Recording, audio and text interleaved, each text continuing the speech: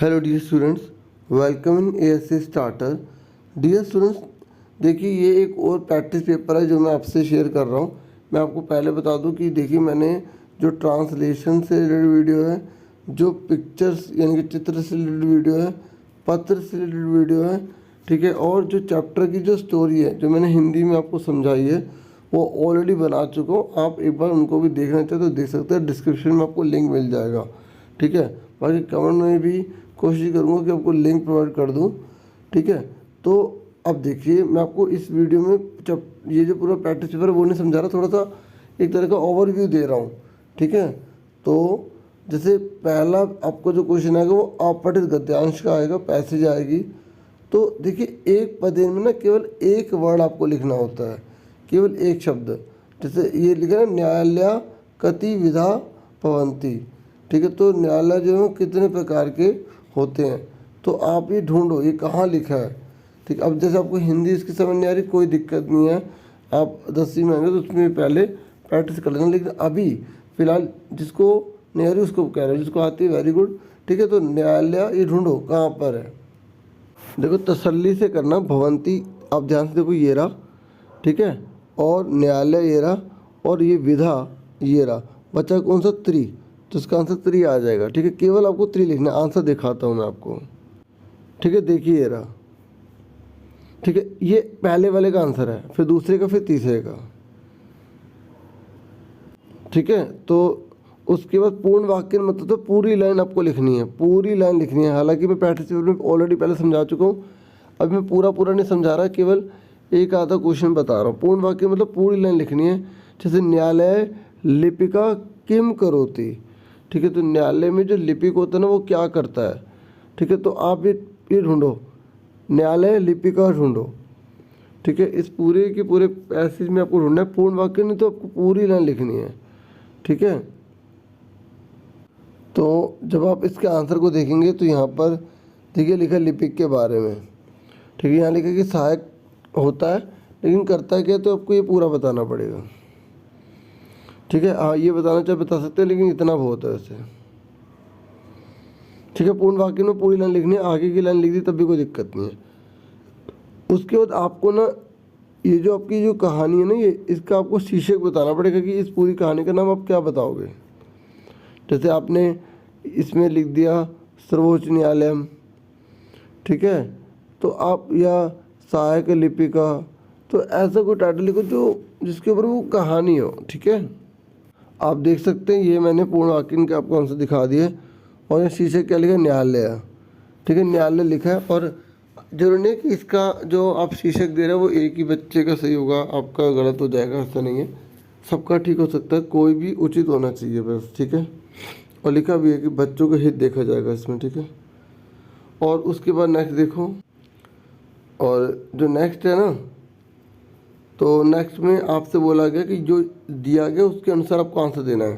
जैसे यहाँ लिखा रक्षति, तो रक्षति में क्रियापद कौन सा है, नहीं ये तो क्रियापद तो है ही, इसमें कर्ता पद कौन सा, मतलब रक्षति किसके लिए यूज़ हुआ है आपको ये बताना है। अभी हमने क्वेश्चन में देखा था, है ना, तो रक्षति अभी हमें पता भी है कि कहाँ पर है। आप ध्यान से देखिए, अभी मैं आपको दिखाता हूँ कि जो रक्षति था ये लिखा, और ये किसके लिए था, लिपिक के लिए, ठीक है। तो इस तरीके से इसमें लिपिक वर्ड लिखना पड़ेगा। ऐसे असमर्थ का विलोम शब्द बोल रहा है तो समर्थ हो जाएगा। और ये कह रहा है इसमें विशेषण पद बताओ, जो संज्ञा और सर्वनाम की विशेषता बताते हैं उसे विशेषण कहते हैं, जैसे सर्वोच्च हो जाएगा, ठीक है। और ये कह रहा है क्रियापद बताओ, क्रियापद मतलब कौन सी इसमें से क्रिया, कौन सा काम आ रहा है, तो भवती होता है, क्रिया लास्ट में होती है, ठीक है। कर्तृपद शुरू वाला होता है। इस तरीके से जैसे शुरू वाला कर्तरी, यहाँ तो अनुच्छेद के बारे में बोला गया, ठीक है। जैसे ये रहा कर्तरी, तो इसका शुरू वाला था, है ना। तो आपको ध्यान रखना पड़ेगा कि क्रिया जो होती है वो लास्ट में होती है, ठीक है। और इसमें आप देखेंगे तो अंतिम जो है वो भी विशेषण है। अब आप आंसर देखो, ये आंसर है। उसके बाद नेक्स्ट देखिए, नेक्स्ट जो है फिर आपका रचनात्मक कार्य में पत्र आएगा आपका, ठीक है। तो इस पत्र को मैं आपको समझा देता हूँ, ठीक है। देखिए ऊपर सबसे पहले बोला गया कि आपको बताना क्या आएगा, ठीक है। तो आपको नीचे मंजूषा दे रखी है, आपको इसमें छांट के बताना है। तो सबसे पहले हम क्वेश्चन पढ़ेंगे। क्वेश्चन क्या है? भवती रश्मि, ठीक है, कि आपका नाम रश्मि है, ठीक है, और पुस्तकम प्रेषणार्थम प्रकाशम प्रति लिखिते पत्रे रिक्तस्थानानि पूरयित्वा पत्रम पुनः उत्तर पुस्तिकायाम लिखिता। आपको पूरा का पूरा पत्र उतारना पड़ेगा कॉपी पर। जब आप आंसर करेंगे ना, आप अगर सोचें कि केवल आंसर से लिख के आ जाए तो नंबर कट जाएंगे, क्योंकि पूरा लिखा हुआ है यहाँ पर, तो नंबर कट जाएंगे आपको, ठीक है। आप सुनो, ये हमें जो है ना किताबें मंगवाने के लिए पत्र लिखना है, तो यहाँ पर जो है सेवा में आता है ना, ठीक है, तो माननीय धनपत पब्लिकेशन, तो प्रतिष्ठायाम आ जाएगा। क्या आ जाएगा? प्रतिष्ठायाम, ठीक है। ये देखो, सेवायाम लिखा आ जाए या प्रतिष्ठायाम लिखा आ जाए तो बात एक ही है, ठीक है। इस तरीके से यहाँ पर हो गया। उसके बाद ये हमें विषय लिख दिया। फिर उसके बाद हम यहाँ पर क्या लिखते हैं? हम जैसे हिंदी में क्या लिखते हैं? मान्यवर लिखते हैं ना, मान्यवर या महोदया। तो ढूंढो कौन सा लिखा है, ये रहा मान्यवर, ठीक है, ये आ गया इसमें। फिर उसके बाद सविनय निवेदन लिखते हैं ना, ठीक है ना। तो निवेदन वाला ढूंढो का, ये रहा निवेदन, ठीक है, समझ में आ रहा है ना। तो यह है कि, ठीक है, कि अहम भवता प्रकाशितानि अधस्तानि डैश पुस्तकानि, ठीक है। मतलब अब यहाँ पर क्या आएगा? यहाँ पर तो अहम आएगा, क्योंकि यहाँ पर लिखा इच्छामि, इच्छा कर रहा हूँ। तो जब मी आ जाता है तो यहाँ पे हमें जो है ना फिर अहम लगाना पड़ता है, ठीक है। तो इस तरीके से यहाँ पर अहम आएगा, क्योंकि ऑप्शन में भी दे रखा है। और यहाँ पर क्या आएगा? अधस्तानि डैश पुस्तकानि, तो क्या आएगा? यहाँ पर हम लिखेंगे कहानीचित, ठीक है, मतलब कुछ वो किताबें लेना चाहते हैं। तो कृपया तानि सर्वाणी डैश अचिरात प्रदय शुल्क पार्सल द्वारण मम अधोलिखित निवास स्थाने। तो अब यहाँ पर डैश क्या क्या मंगवा रहे हैं? पुस्तकें मंगवा रहे हैं। तो ढूंढो पुस्तकें वाला कौन सा था इसमें, ठीक है, कहाँ गया? यहाँ पर ये रहा पुस्तकानि। और उसके बाद निवास स्थाने, तो निवास स्थान में क्या करेंगे? भेजेंगे ना, तो भेजने को क्या बोलते हैं? प्रेषितवा, ठीक है, ये इसमें आ जाएगा। अभी आंसर भी आपको दिखाता हूँ मैं, ठीक है। उसके बाद क्या कर रहे हैं? माम क्या है? मेरा अनुग्रह है, रिक्वेस्ट है, ठीक है, समझ में। उसके बाद यहाँ पर आप क्या लिखते हैं? देखो, जो पहले पता लगे वो यहाँ लास्ट में भवदी आता है ना, ठीक है। तो इस तरीके से भवदी आ जाएगा। जो पहले आसान आसान लग रहे ना, वो आप आराम से भर दो, ठीक है। और यहाँ पर हमारे क्रेतुम बच गया। तो क्रेतुम मतलब खरीदना, खरीदने का इच्छुक हो, तो क्रेतुम आ जाएगा। अब आंसर देख लो आप एक बार, ठीक है। ये किताबों के नाम थे, तो ये मैंने पढ़ा नहीं, ठीक है, ये हमें आंसर में दे रखे थे। उसके बाद देखो चित्र है। तो चित्र के लिए मैंने आपको एक अलग वीडियो प्रोवाइड कर दी थी कि कोई भी चित्र आज आप कैसे करेंगे। अस्मिन इदम ऐशा, ठीक है। तो दृश्यंते बोली आपको लाइन याद होनी चाहिए, उससे आराम से करना खुद ट्राई, ठीक है, जो मैंने अभी आपको बताई थी। बाकी आप इसका आंसर देखो, इसमें क्या लिखा है। तो यहाँ आप देखोगे, आपको इतना टफ ऐसे इतना टफ लिखने करने की जरूरत नहीं है। बाकी जिसकी संस्कृत स्ट्रॉन्ग है उसकी बात अलग है, ठीक है। तो आप जो है ना, केवल जो मैंने आपको बता रखा है उसमें आपका आराम से हो जाएगा, full out of full marks आ जाएंगे, ठीक है।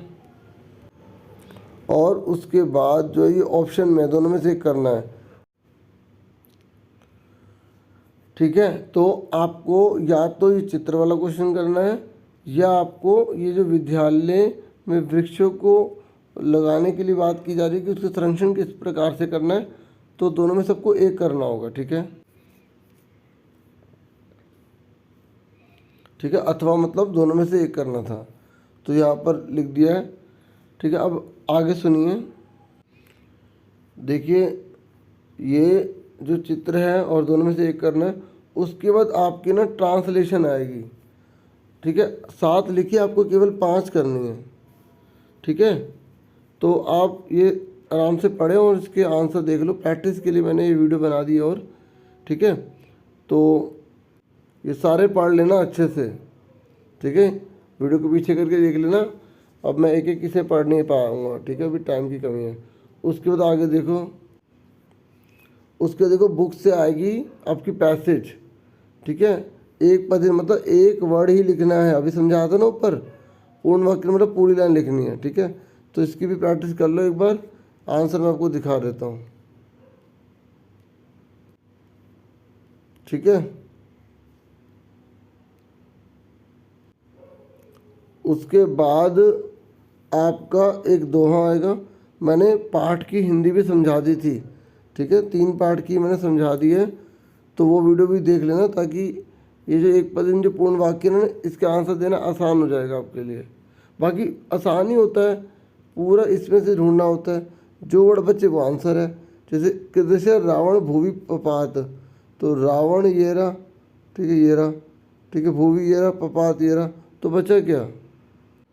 तो क्योंकि ये पूर्ण वाक्य में है तो ये पूरी लाइन लिख दो, आंसर देख लो एक बार इसका, ठीक है। ये देखो, अब कहने का मतलब ये है कि जिसको अच्छे से पता हो तो अपने लाइन से लगा लेगा, लेकिन जिस बच्चे को स्कोर करना, ठीक है, लेकिन थोड़ा बहुत आता है तो उसको भी तो मार्क्स चाहिए ना, तो वो क्या करे, तो पूर्ण वाक्य ना तो पूरी लाइन उसमें से उतार दे जो उसमें ज़्यादातर अक्षर है, ठीक है। नॉलेज है तो बहुत अच्छी बात है बच्चों, ठीक है।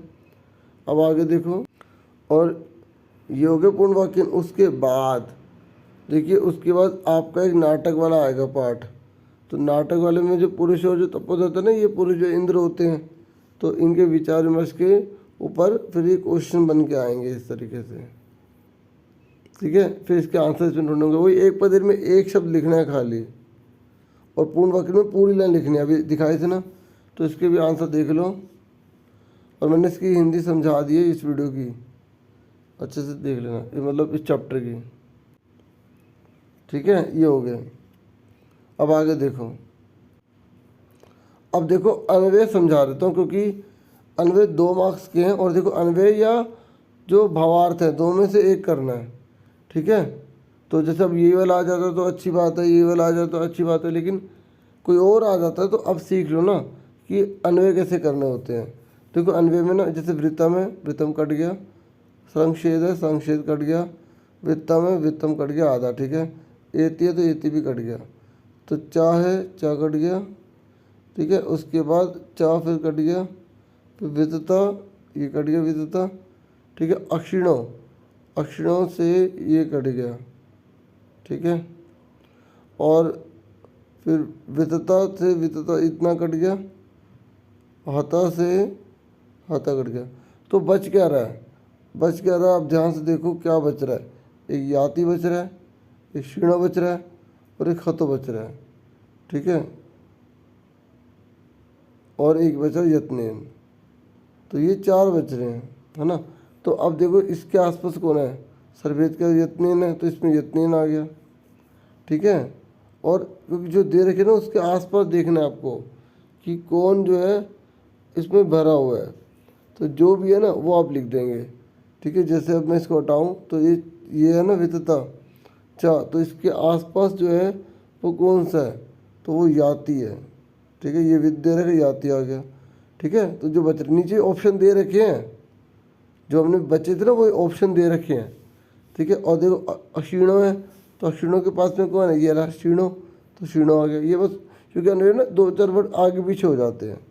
और देखो क्षीणो, अब देखो कि वही वाले जो बचे वही आ रहे हैं, उसके बाद कौन सा बचा, लास्ट में जो बचा वही आ जाएगा। और देखो यहाँ पर देखो ये हता ये रहा, तो इसके सामने पास में कौन हतो, तो ये देखो जब हतो है ना, हतो लिखो या हत के आगे विसर्ग लगा दो, बात एक ही होती है, ठीक है। तो हमें यहाँ पर क्या लिखना पड़ेगा, ये लिखना पड़ेगा, ठीक है। अन्वय समझ में आ गए। उसके बाद देखो ये भावार्थ है, तो 2 में से एक करना है, इसको मैं आंसर दोनों का आंसर दिखा देता हूँ, आप दोनों का आंसर देख लो, मैच भी कर लो। उम्मीद करता हूँ समझ में आ गया होगा, ठीक है। अब आप कहानी आएगी आपकी, कहानी वो देखो एक बार। देखिए जो तपोदत्त की कहानी है ना, ये बहुत बार रिपीटेड हुई है, ठीक है। जो प्रैक्टिस पेपर में आ रखे वो भी देख लेना। तो ये उल्टी सीधी कहानी है, इसको सीधा करके लिखना है, ठीक है। तो जो सीधी कहानी करके वो मैं समझा देता हूँ इसी में आपको, तो आपको पूरी इसमें ढूंढना पड़ेगा, ठीक है। ये तो आंसर है, तो जो हमें पेपर में दे रखा होगा ना, तो उसी को देखकर मैं आपको समझा देता हूँ ताकि आपको थोड़ा आइडिया हो जाए कि कैसे ढूंढ सकते हैं। ठीक है, देखिए इस क्वेश्चन को करने से पहले शर्त यही होगी कि आपने चैप्टर अच्छे से पढ़ा हुआ है और थोड़े थोड़े जो है ना उसके जो संस्कृत के शब्द हैं वो आपको आते हैं, पूरा तो नहीं, थोड़ा थोड़ा आता है। तो अब आपने पहचान लिया कि तपोदत्त की कहानी है। तो उसमें सबसे पहले क्या था कि कहानी जब शुरुआत होती है कि जो तपोदत्त नाम का जो बच्चा होता है वो तपस्या के लिए जाता है ना, तो ये वाली लाइन पहले आ गई। ठीक है, उसके बाद क्या होता है ये थोड़ा सा आपको ढूंढना पड़ेगा कि क्या हुआ, क्योंकि कुछ लाइन ऊपर कुछ लाइन नीचे, इस पर ज़्यादा टाइम लग सकता है। ठीक है, तो उसके बाद तो क्या हुआ, तो सा विद्या प्राप्त अध्ययनम न कृत्वा केवलम तप एव अकरोत। तो वो विद्या तो उसने प्राप्त करी, केवल तप करने लगा कि भाई मुझे तब से सब कुछ प्राप्त हो जाएगा। ठीक है, उसके बाद इंद्र आए थे ना उसके पास में, उसको शिक्षा देने के लिए आए थे ना, फिर इंद्र आए थे। तो उसके बाद क्या हुआ था, ठीक है, उसके बाद जो है वो गंगा में जो है वो जो बालू था उससे पुल का निर्माण कर रहे थे, है ना, उसको शिक्षा देने के लिए। हाँ या ना। उसके बाद क्या हुआ था, उसके बाद तब वो तो देखने लग गया, उसको उपहास उड़ाने लग गया, मजाक उड़ाने लग गया, ये क्या कर रहे हो। हाँ है ना। उसके बाद क्या हुआ, तब वो बोले कि ये तो मतलब ये तब तो बोले कि व्यर्थ है सेतु का निर्माण करना, ऐसे कोई सेतु का निर्माण कैसे हो जाएगा भाई, बहते हुए पानी को कैसे रोक लेगा वो। ठीक है, और इस तरीके से ये ऐसा सही नहीं है। ठीक है, इस तरीके से उसने बोला। उसके बाद जो है इंद्र ने क्या बोला कि ऐसे ही तपस्या तुम कर रहे हो, विद्या तुमने ग्रहण नहीं करी। ठीक है, तो सेतु के निर्माण में जिस प्रकार बेकार से बिना अक्षरों के इस तरीके से बोला था ना, लिपि वगैरह के तो विद्या नहीं आ सकती, तो ये उसके बाद क्या हो, उसको समझ में आ गई, शिक्षा मिल गई, है ना। तो इदम श्रुत्वा तपोदत्त विद्या प्राप्तुम गुरुकुलम अगच्छत, और वो गुरुकुल में चला गया। ठीक है, तो कहानी आपने पढ़ी है, मैंने अच्छे से वीडियो बनाई है, आप प्लीज़ वो देख लेना अगर टाइम है आपके पास। तो यही था पेपर भी, मैंने कहा एक बार समझा देता हूँ एक और पेपर। ठीक है, क्योंकि बहुत से बच्चों के जो कमेंट अनवे पे आ रहे थे। ठीक है, और बहुत से बच्चों को पता ही नहीं है कि मैंने चित्र की भी वीडियो बना दी है। ठीक है, और मैंने ट्रांसलेशन की भी बना दी है, तो प्लीज़ एक बार उनको भी देख लेना ताकि आपकी रिवीजन अच्छी हो जाए। Thank you for watching and listening carefully. Take care yourself dear students.